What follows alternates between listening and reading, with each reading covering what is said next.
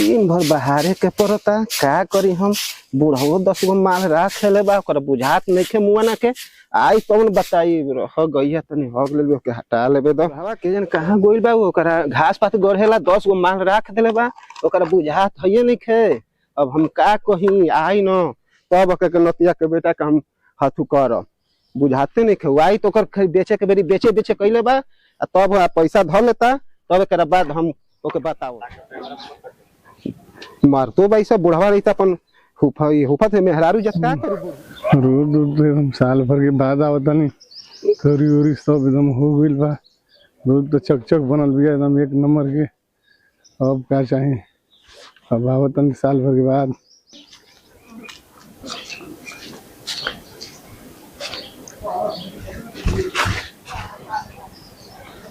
का भैया प्रणाम बा। खुश रह बात समाचार ठीक बा भैया अपन कह। ठीक बा बढ़िया से रहल ना। हां बढ़िया से बानी हम साल भर के बाद आइल बानी। ठीक बजा घरे पानी वानी पिया। हां इसी के बहुत दिन पाइल बानी सरसों और कुन जान में फुला गेल बा बाबू रोप देले बालन के कहां गोइल बा बुढ़ावा ही गाय बोल पेरत ऐसा ओकरा बुझात नहीं खे करत जीव थक जात रे दादा का करब अकेला ही बात लइको बात बाहर गोइल बा के जन फोनो सा नहीं खे करत आ मोबाइलो नहीं खे हमारा भीरी बुढ़वे लेके चल जाता के जन का माई वो धरतनी खुश आ गेलो। हां आ गेलनी कब आई हो। अरे अबे गाड़ी धइ के उतरली महाबोदी ले ठीक बा तो पानी सानी रुका कुर्सी ले आवत है। हां माई बाब ले आवत पानी पानी सब पी लो बहुत कष्ट कर दली माई। भाई जी बैठो कुर्सी पर। बैठा दली माई बैठा के बाद पानी लेके आवत है। ठीक पानी मीठा के नी लोटवा बारे के बड़ियो बने बा का रे दा ई कुर्सी से बुढ़ाओ के दम ताला चबिया लेके गोइल बा का रे बुढ़वा अरे गोइल बा नतियू के बेटा यहां न तब उनका के बताई तब उनका के ला बबुआ पानी पियो द माई।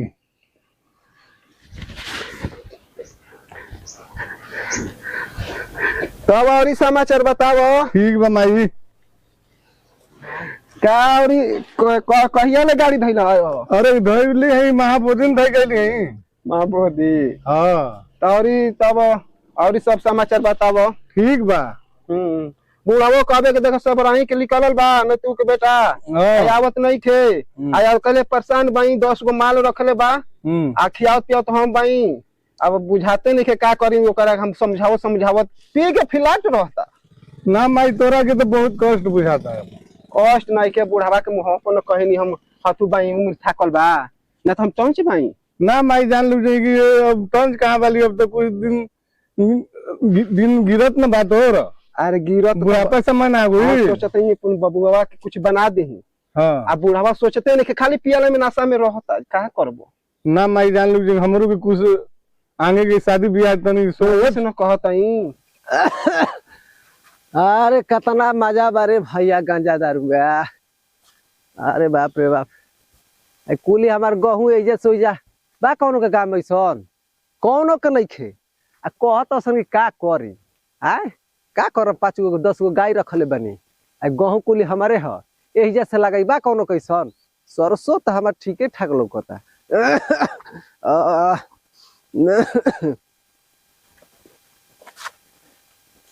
अरे बा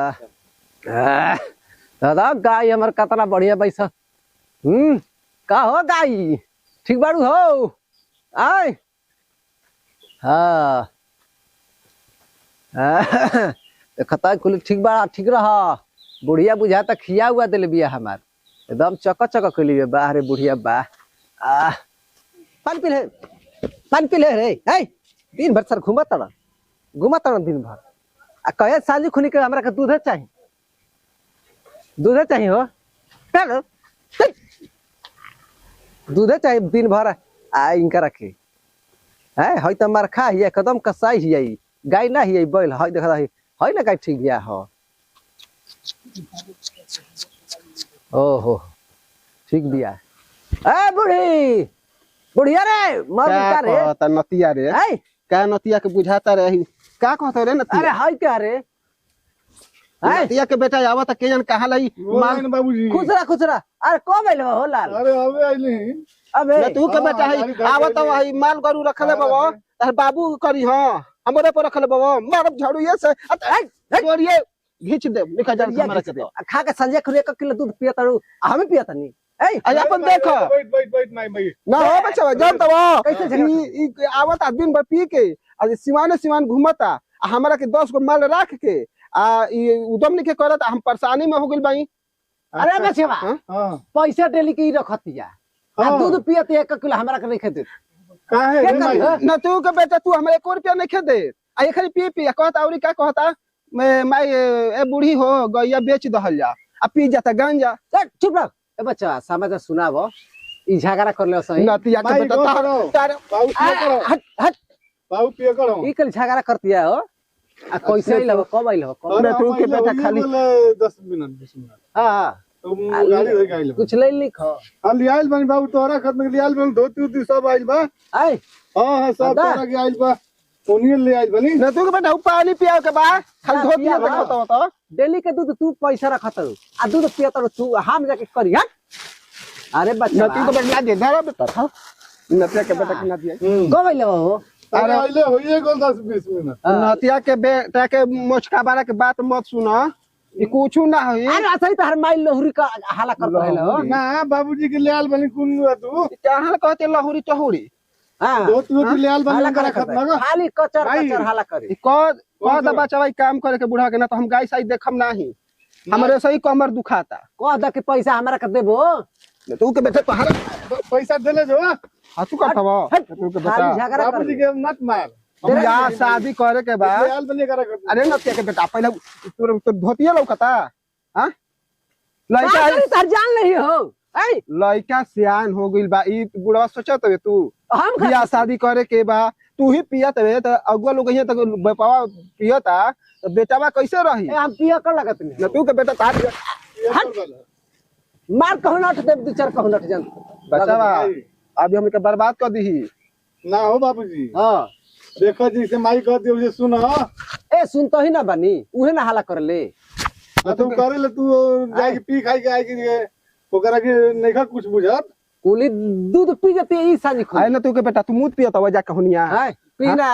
मुतरा हाँ? पी तो तू दूध कहत पी है ना हमरा उ के खाली हमारे खत करत हो हमार मुंह फूट के ए बच्चा हम 10 रुपया दत नहीं 100 रुपया बाबूजी हां ना ना छोड़ ना तू के बेटा अबे हां और देख तो माई ये कुली कर ले हमारा का परेशान कर देख ले तोरा सामने ही करतिया बाबूजी तू तोहरे ने ए सर तू हुओ कर देने बड़ो आई का करी अब तोके तू हुओ कर देने बड़ो समझाओ तनी के माई अच्छा से कह जल्दी कह ले तू पैसा दे देबो बेटा तो हम घर से निकल जेबी जान जा हम घर से निकल जे हम ना रहबे कुल का फत में ना माई तो ना, हम ना पैसा रहो। ना दे हम तो कमाई के ले बनी या अपन गाय देखो पैसा ले आल बनी चल हम काल बेचब कसाई के 5 कुली का अने तू के बेटा मूत पिए खातिर हां देख ले कैसे करती है देख ला मूत पिए कोई खातिर तो मारे ले देख ला अरे कैसे बच्चा तुम कबो कबो कोरे तू सारे कर देने बड़ा हम जाते हम भी घर से हम पढ़ जाते हम तू रह बापा बेटा रह जा हमर जब ऐसे अड़ुआ रह जीवो जा नहीं रे भाई बैठ बैठ बैठ बैठ बैठ बैठ बैठ बैठ माई माई जान लीजिए एगो बात तुमको जाने कि हमारे जान लो कि शादी ब्याह हो जाई हां तो एगो दुख हट जाई ना बेट कतो आई जाई तो अपन जी खैबी पिए भी ना बढ़िया से अब बाबू की चिंता छूट जाई अच्छा आवत हम बुढ़ाऊ तुरंत में होते बमो एकर बाद बात शादी के बियाह दिन उहे ना करियो बाबा त आगे के कदनो पम तो है ना बमो हाँ ठीक है बतावे दो उनका के आवे तो हां आवे तो बाबू से हां का हो भैया हो गल तो जना के सलाह है ए बुढ़ावा हां घर से बैठ का बैठी रे तू हरदेसी औरे बोलत रहली तो ओइसन तू कमावे करतवे है लड़का के बियाह शादी के बात होखो तो हम तो सोचदाई भी बियाह शादी तोहरो का तेल लगाई 4 टाइम खाए दी आ थरिया पर तोर सुख में हो जीबी बियाह तो कहिए कहिए से कहत नहीं हो ना तू के बेटा तू ही हमरा सुख में रखल बता पतोइयो का हम नहीं जानत कितना सुख में रखी हां तो मारू ऐसे मार तोरा दलीदरी समाइल बा दलीदरी तोरा जिंदगी भर दलीदरी रह जी ना ना बाबूजी ठीक कह दम कतो यारी तो आगे आराम भेटा जी ना हां अरे शुरू से चबैले खैले भी अकेले अकेले अब सोचते आज दिन तो गड़बड़ा जाई तोरा के बुढ़ा देख ला हंसी तो कर ले ऐसे ही कर कहत बच्चा बताओ कहत चबैले खेबे के चबैले बहिन नतिया हां हां हमरा के चबा गुली देख ले शरीर कैसे ऊपर पर जोरे नतिया बियाह शादी के बाद बता तो चबाई चबाई के होई निकल होई शांति शांति हाँ तो बाबू तो के ना चबाई ना ना उ तोहार बियाह हम करा दे करा दो आई आई पतो हो तो मान जानकारी तोरा को आता भाई सुना ना घर के बंटवारा भी होई घर के बंटवारा सर घर के बंटवारा सोच लगल काहे ना होई ए, खाली घर ए बूढ़ी बोला आ तब आज ना काल से जाइब ना हां तब माने दिन बारी धराई अगुतैला से थोड़े हो जाई एक आली लइका आ जइबे कई अब दिन हां बात तो हो जा तनी कह दे हमर लड़के के बियाह करे के बा हां ना जइहा ने तू के बेटा ओनी पियत रह जी हो ए, खाली ऐसे ही शक करेले ना बाबू जालन तो बात तो एक नंबर कह गया हलन बात पहले कह गया सुना हां बोल खाना ना खिले किनारे चले के खाना बबुआ खिया दल जा हम देख सुनू हम जाते घसिया ले ले भैंस गयन के आ तू खाना ना खिया ठीक बा हाँ काल से हम जाए कह देते नहीं आप कुली लड़की देखे के 3-4 जोर लगे लथे काय काय बहुत कसाई भी आई चल बबुआ उठाओ सामने चले के चलो